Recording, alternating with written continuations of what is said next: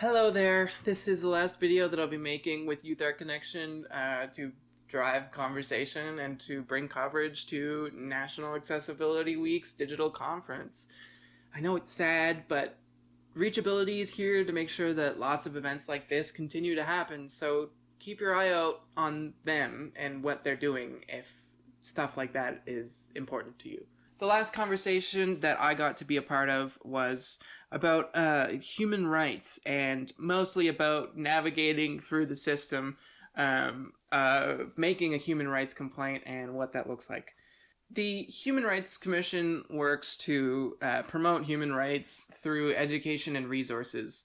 Generally, the vibe that I got from the conversation, which may be misinterpretation, but I think I'm on the head of the nail here, is that the Human Rights Commission wants to use the complaints system as a last resort.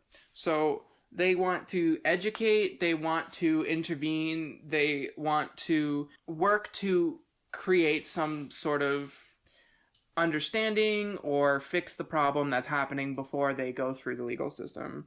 I'm actually not 100% sure about the implications of that because this entire conversation is pretty academic, but I do know that that seems to be kind of where things are at. So there are more resolutions than there are cases for the complaint system. A few quick notes that were made about navigating through the Human Rights Commission complaint system in general is that navigation through the human rights system is intimidating and difficult, and that was said by people that are working in human rights.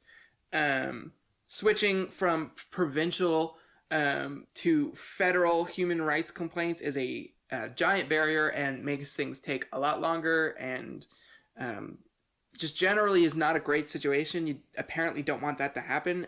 Timeline for a human rights complaint resolution is on average 9 to 12 months. 70 to 80% approximately from what the conversation was of the complaints are about disability, with the majority of those being about employment. There was a race relations liaison added, which is helping people kind of get through that system a little bit easier, and there are questions that are being raised by some people about a disability liaison. It was noted that the race relations liaison is very busy, so that's not a huge surprise to me, but if it is to anyone, there you go. Another thing that was mentioned quite often is that more people need to know that we have rights in asking for protections and accommodations of disability. Something I noticed, one, was that this conversation was mostly inaccessible language to most people, I would say. And also, when questions like, if I have mental illness, what can I ask for? What accommodations can a workplace provide for me? There's no answer. And they basically boil it down to, I might be able to kind of give you some examples, but without an investigation, I'm unable to definitively say what you're entitled, blah, blah, blah. It's a difficult answer to hear from the perspective of somebody who does live with mental illness. Reachability is out here, and they are a kind of mediation organization that you can go to, and they will speak in a way that you can understand, and you can tell them about the fact that going through human rights is intensely confusing and frightening, and you'll have someone on your side. So that's a good thing. It's not to say that people who work for the Human Rights Commission are not on your side, because they're always on your side. It's just sometimes nice to know what you need to know in order to navigate these systems. One thing that I was really disappointed with is how they were discussing medical information. So the first thing that was said in the conversation about mental health accommodations was that they would take a look at your medical information from your doctor and then act accordingly. For somebody with a disability to have to be pushed all over the place really doesn't make a bunch of sense. And that's not the Human Rights Commission's fault, because in the end, the Human Rights Commission doesn't get to choose how many resources they have.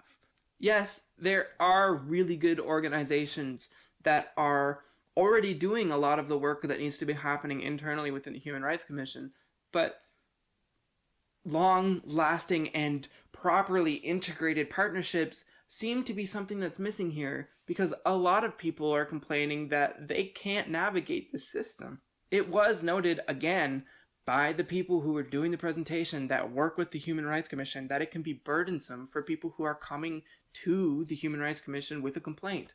That to me seems so backwards. You would want, when people are making themselves vulnerable and advocating for themselves by picking up the phone and calling the Human Rights Commission, you'd want for them to be alleviated of that stress once they come into contact with a professional. But instead, it seems like generally going through the process of filing a human rights complaint seems to be extremely stressful in itself. The conversation was started by the people who worked for the Human Rights Commission, but it ended up being a discussion with somebody with lived experience. And I'm really, really proud of the way that Reachability decided to structure that conversation, because I think it was brilliant. You have somebody that maybe some people, not me, but some people would probably consider a little radical, a little unpalatable, a little too on the edge of, ooh, you actually live with this, don't you? Oh, you know? And on the other side, you've got people that maybe aren't accessible at all to people with certain disabilities because of the way that they're communicating all of their thoughts. And being able to have a conversation that includes both sides of that coin, it helps us to recognize that there are different perspectives and there's different thoughts that we can have about one situation. Diversifying that conversation might let us land somewhere in the middle, but it would be better if we didn't think of it as a spectrum at all. These conversations are valuable, and they're valuable in a way that isn't a number. The person who spoke about their lived experience, they weren't 100 on a scale of activism. They're just a dude. I think he said it really well when he said, not everything is a spreadsheet. Maybe one of the coolest parts about the entire conversation that we had that really made me feel good about the entire presentation was talking about how accessibility helps all of us. I'm really quick to advocate for people in a format that maybe some people don't find effective, which is to say that people deserve rights, and when they aren't living a comfy and happy life, that needs to be rectified, and they deserve that because they're human and every human deserves that. This person was really incredible at celebrating everything, and he talked about his own experience, and he talked about how he deserves to be able to walk across the street and, you know, buy groceries or have a doctor's appointment like anyone else. But he also talked about the fact that while a door access button has a wheelchair on it, in the end, it's just a button that opens a door. And he said that he had been watching food delivery personnel, you know, hit that with their elbow or their butt for weeks, months, you know, because in the end, accessibility really does serve us all. There's no one side that makes a perfect conversation. There's no one idea that we can sell everyone on and move forward that way. Things are so much more complicated than that.